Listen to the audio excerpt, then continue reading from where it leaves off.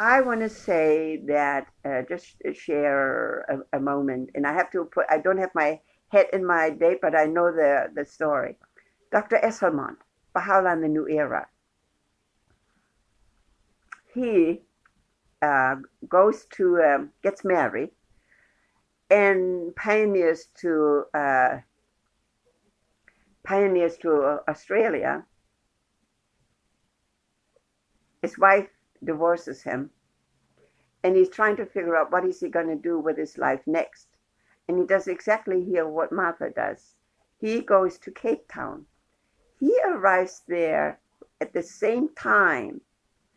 He leaves Cape Town to go back to the UK as Gandhi arrives. So if you think of the crossing of the path, Gandhi arrives and Esselman leaves. And I'll have to figure out when that occurred, because here is Martha in Cape Town.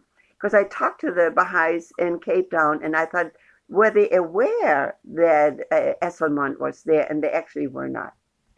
Okay, but here we are, scenery of Cape Town. And I suspect that little house is maybe where she stayed, because Martha and Fanny Knobloch together in Cape Town. By the way, Knoblauch translated is a Swiss name in this case, but it means garlic. The German word for garlic is Knoblauch. So it is actually translated from German into English. It means garlic. So Martha and Fanny in Cape Town, South Africa. That's probably why she went there. Because remember early on, Fanny Knoblauch and she, right, traveled together, weren't they? And so now they meet back up again on Christmas 1924. Okay. So now she is in South Africa, and what does she do?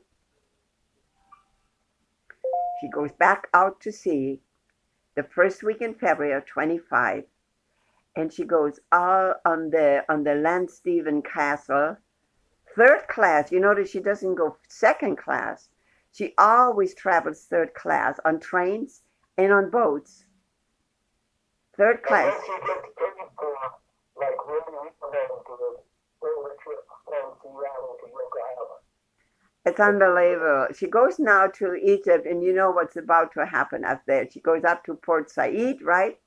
And I'm trying to figure out when Lua Getzinger and Mirza Abu Fazl, when they're in Egypt. But let me see, maybe it comes out. So here we are in Egypt, okay, and here we are now. So this is, oh, I forgot to tell you right in the very beginning, the reason why she was such a famous international traveler, because she was a member of Esperanto. And she went to on and endless Esperanto conferences. This was her in many, many countries, because she was well known in the Esperanto world. And she gave talks in the Esperanto conferences and always represented herself also as a Baha'i. Okay? Because, and I just want to make sure that you remember it, because I know you know it, because Lydia Zamenhof, whose father launched and invented Esperanto, and Lydia Zamenhof died in the Holocaust, but she also became a Baha'i. So Martha Root and Lydia Zamenhof, being very connected to the Esperanto Society, and there she is in Egypt with Esperanto student, and of course Aziz Yazdi, the foremost and famous, and I actually met Mr. Yazdi, and I believe he died in Vancouver, Canada. And Mr. Yazdi then became also a very famous international global world traveler. And look how young he is there. It's just wonderful to see that. And so now here we are getting into the Holy Land. And there is, of course, now who is there? Shoghi Effendi has returned. And here you have Shoghi, a young Shoghi Effendi with the greatest holy leave, who was really his saving grace. And so now she is in Haifa, and being, of course, a female, she would stay with the Holy Family. And she was there for a whole month in 1929. She revisited Haifa. Do you notice that? Okay, that's her passport picture, cute haircut.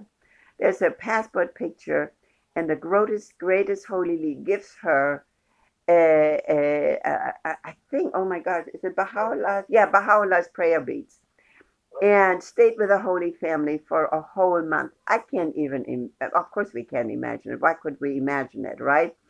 But this is where for a full month, and now there's a reason for Esselmont must be around during that visit too, because why would he be shown at the same picture that Martha Root arrived? So let's see what's going on here. Martha Root. Okay, here they are on the steps. There they are. Oh, Fujita. You see Fujita number 3. Okay, so we have number 1, Martha Root. Okay, there she's in the middle, right? And then you have Corinne True, number 2. And it's a pilgrimage. She arrives there doing a pilgrimage, is what's going on. So Bahadur is there, secretary to Shoghi Effendi. Effie Baker. Okay, now what did we say earlier on? What was her name in Australia? Wasn't that Effie Baker? Okay, there's Effie Baker. Mirza Badi Bujrui, governor of the province. And then you have Secretary Shield, secretary to Shoghi Effendi, and the Blundells. So this is...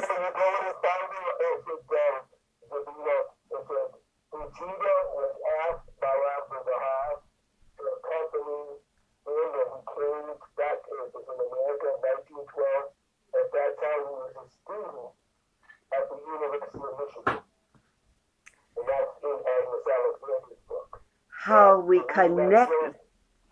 connect this is unbelievable, isn't it?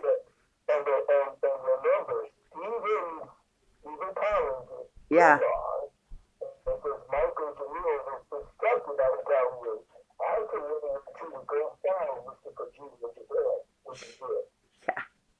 Thank you, Burton. And of course, here's Mother saying, every time I'm with him, she's talking about the guy, I'm so happy. He radiates joy and love to everybody. He wishes all to right, but it is the answering that is going to kill him, because he didn't really have any help. And Ruhir Hanum tried very hard, and of course he's going to start writing God Passes By in 44. But of course...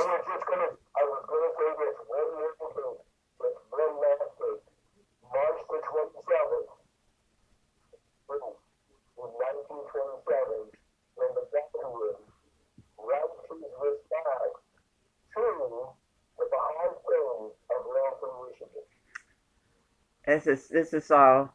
So there she is now, and that's what Baji looked like during that time. See it? Yeah, it's not the Baji that we know today, obviously, but there you have it, right? And so then of course there is the most holy shrine, the tomb, right? And the I think it's the entrance to where the pilgrims went to the tea house. And now here we are, Mount Carmel and the Shrine of the Bab, okay? So looking from the back of the Shrine of the Bab, and then looking up the mountain to the front of the Shrine of the Bab during her visit. Because it looks like a fortress. You see how square the top is? And they accused Abdu'l-Baha, and they thought he was going to be arrested and sent to Sudan. And there was a boat in the harbor that Abdu'l-Baha was already. He thought he was going to be sent because they thought he was building a military fortress, and that he was hiding ammunition, and the Persians were, you know what I'm saying? So this was a very dangerous time, but fortunately that turned out not to be the case, but because it looked like a fortress, so this is where they, yeah. And remember, this is the time when we were trying to Abdu'l-Baha would be shoot down that, you know, taking potentials of an absolute movie, and his famous quote was, the Bab did not run away, and we alive. See, this is all so this trip to Haifa and Akka has been the most wonderful of my life. Of course it was. And so here we go. She now, you notice we got Esselmont early on. Oh, that's why we had This is where Esselman has published the Baha'u'llah and the New Era, but she talks, she asked them to translate it into Romanian, right? And so now the translation of Baha'u'llah and the New Era is beginning, because now Martha Root is taking Baha'u'llah and the New Era and presenting it to Queen Victoria's granddaughter, who was raised in England, who was then married to, of course, King of Romania, and she became Queen Marie of Romania. Okay, and she introduced the faith. Here you go, in the palace where Martha met the Queen, right there, Constantini Palace. It's a beautiful palace, and Martha Root makes it there, gives her the book, and magic happened. And she became the first sovereign to become a Baha'i. But in case you wonder where they met and what it looked like, and so now you know, because Queen Maria of Romania said, "I believe these teaching are the solutions for the world's problems." Now, I want to say we're in the 20s here, right? Upper 20s now. I want to say that Queen Maria of Romania, represented as a female after World War I and the signing of the Treaty of Versailles, she represented her country as a female, which later became known of the oh God, what's the first World War I? The signing of the treaties of Versailles. No, wait, hang on just a second. No, World War I treaty. Come on, we talk about it all the time. From United, it launched it from League of Nations. League of Nations. So she was there at the signing of the League of Nations, right? Now remember, she came to Seattle earlier on. Remember Queen Maria of Romania? Met with the first female mayor in Seattle. The mayor, Landers, was the first female mayor in the United States. Queen Maria of Romania was part of the signing in World War I of the Treaty of the League of Nations. These were two powerful women. And so, therefore, it's really interesting how somehow Martha Root and Seattle, and because we were here since 1907 formally, it seems to be crossing paths, should I say, right? And so, when Shoghi Effendi learned of the Queen's conversion, he wrote in a confidential letter this most astonishing and significant event in the one of the cars, Anon, no, what do you call that? Annals of the cars, right? So you notice he wrote it confidentially, because we know one thing is when she became a Baha'i, and she came during the New York Congress, and during this, okay, let me go back. During the signing of the League of Nations, she also meets in France at that time, Waldorf Astoria and Sam Hill, the famous developer, right, in the Waldorf Astoria. And St. Queen Maria of Romania meets them, and she invites them to come to the visit on the castle.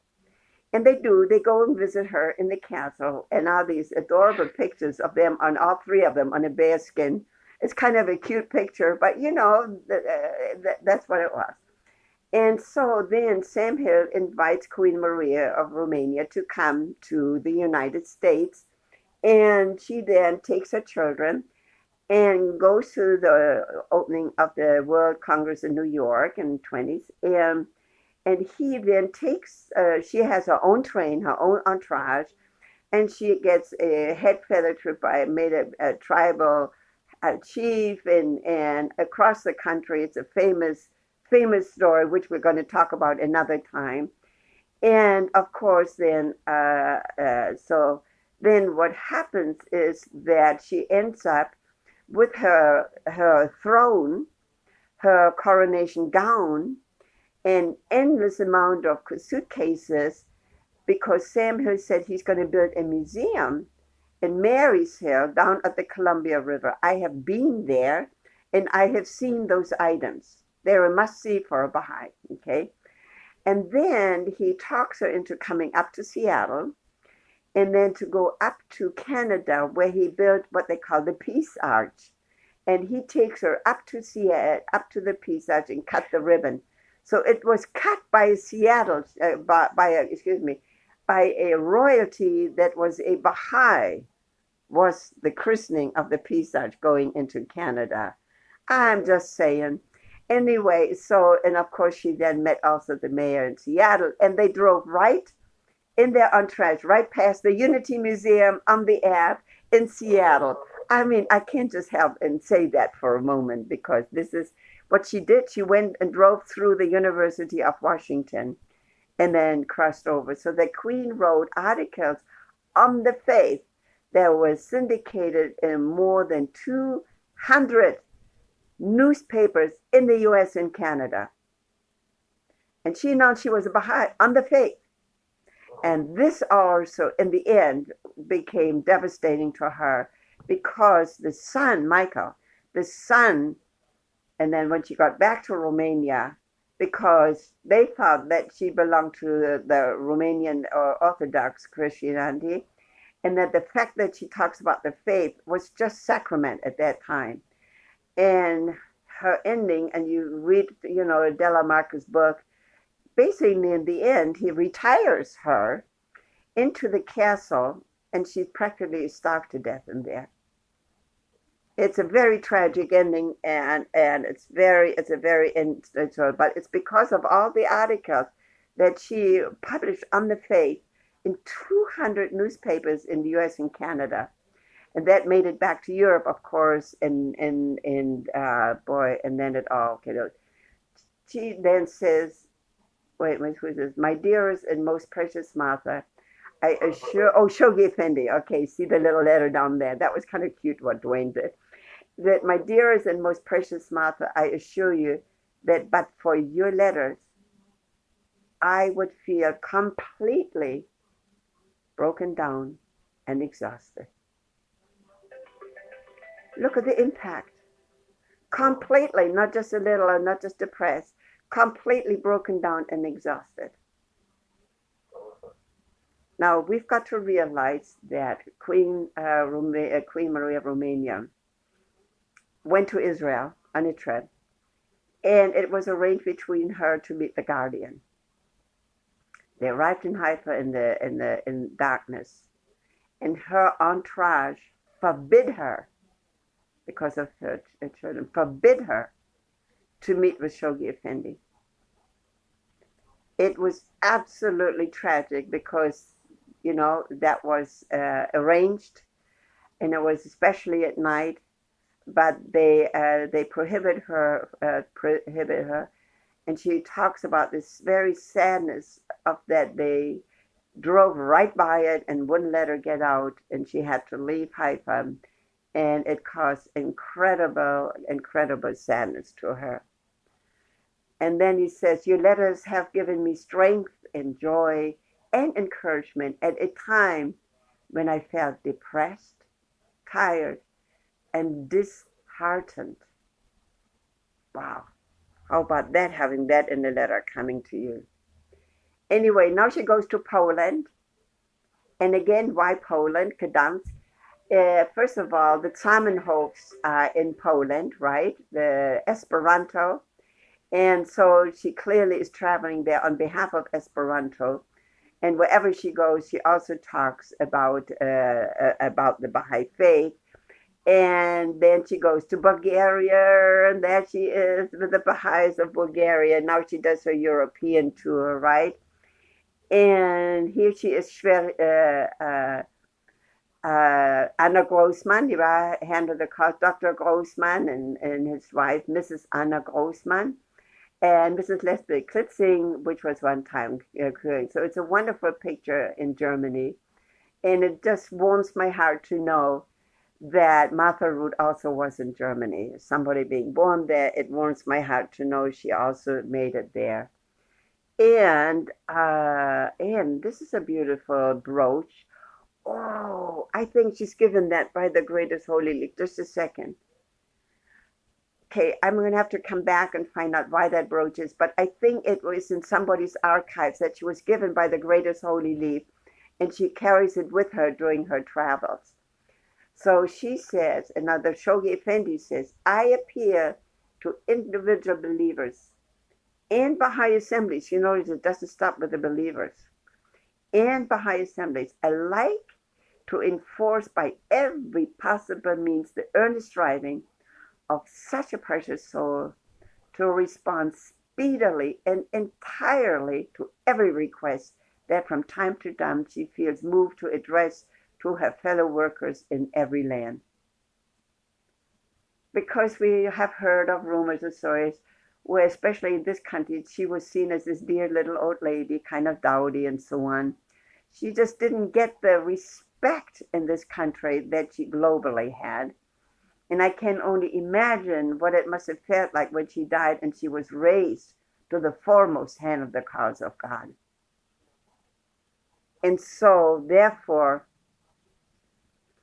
it says here, to strive to attain the high standard of stewardship that she has set, and to pray from the very depth of their hearts, meaning ours, for the uninterrupted continuance of her noble endeavors.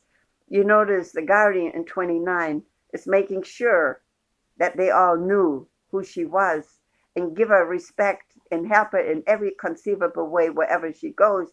And please make sure that she is taken care of, right? And so let's just see. So this looks like Saudi Arabia? No. Why do I not know what this is? I apologize. Oh, you know what? It's 10 after 9. I'm sorry. I'm sort of have been wearing you all thin. But why don't we stop at this, right? And I'll find out next time where this picture is taken, right?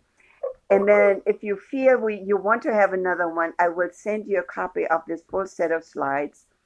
And hopefully we can ask Wayne to see if because you noticed a minute ago, there was a play button in that slide previously to that.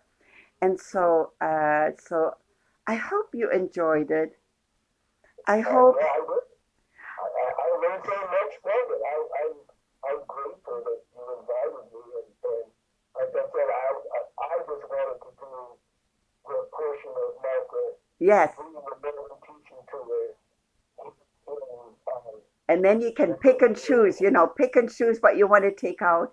On YouTube, it has a number of more mini slideshows, but I decided I would take, and look, we made it to slide 141. That's amazing.